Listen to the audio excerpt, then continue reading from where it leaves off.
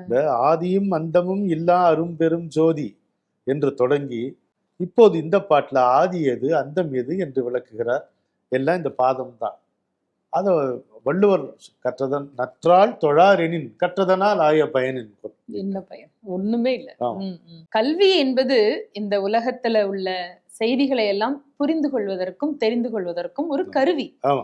ஆனால் அந்த கல்வியினுடைய பயன் பின்னாடி போய் என்னென்றால் அந்த ஞானத்திற்கு போவதற்கு இறைவனை காட்டி கொடுக்க வேண்டும். அதுக்கு பிறகு கல்வி விட்டால் தானே அங்க போகிறதுக்கே அந்த மாதிரி வரும். ஈருன்னா நமக்கு தெரியும் முடிவு, புண்டரிகம்னா தாமரை. இந்த சொற்களையும் நம்ம இங்க இதுல இருந்து தெரிந்து கொள்கிறோம்.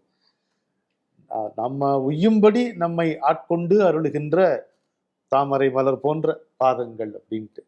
உயிர்க்கு ஈராம் இணையடிகள்ங்கிறார்ல, அற்புதமான சொல்லாட்சி அது. சரி, இன்னைக்கு இல்லைனாலும் நாளைக்கு நீ அங்கதான் போய் முடியணும்.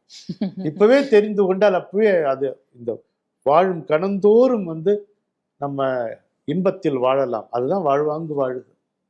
காலம் எப்பவுமே நமக்கெல்லாம் கடந்து முடிஞ்சதுக்கு அப்புறம் தான் தெரிகிறது. கடந்து கொண்டு போகும்போது கூட நம்ம விட்டுறோம் இல்லையா? என்ன நடந்துட்டு இருக்கு, என்ன பண்ணிட்டு இருக்கோங்கிறத விட்டுறோம்.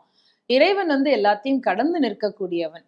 அதனால இந்த மார்கழி நீராடும் பொழுது கூட, இந்த கணத்தில் கூட உன்னை போற்றிக்கொண்டே நாங்கள் செய்கிறோம் என்று சொல்லிதான் போற்றி மார்கழி நீராடையிலோர் எம்பாவாய் என்று. இந்த நீராடுவது என்பது சாதாரண செயல் அல்ல. நீங்க முன்னாடி ஒரு பாடல்ல சொன்ன மாதிரி, அதான் நீங்க சொன்ன மாதிரி முன்னாடி ஒரு பாடல்ல சொன்னீங்க இல்லையா? இது ஏதோ புற சுத்திக்காக மட்டும் இல்ல, அந்தக்கரண சுத்தி என்பார்களே பெரியவர்கள். குளித்தல் அன்று சிவனில் திளைத்தல். ஆஹா, அருமை.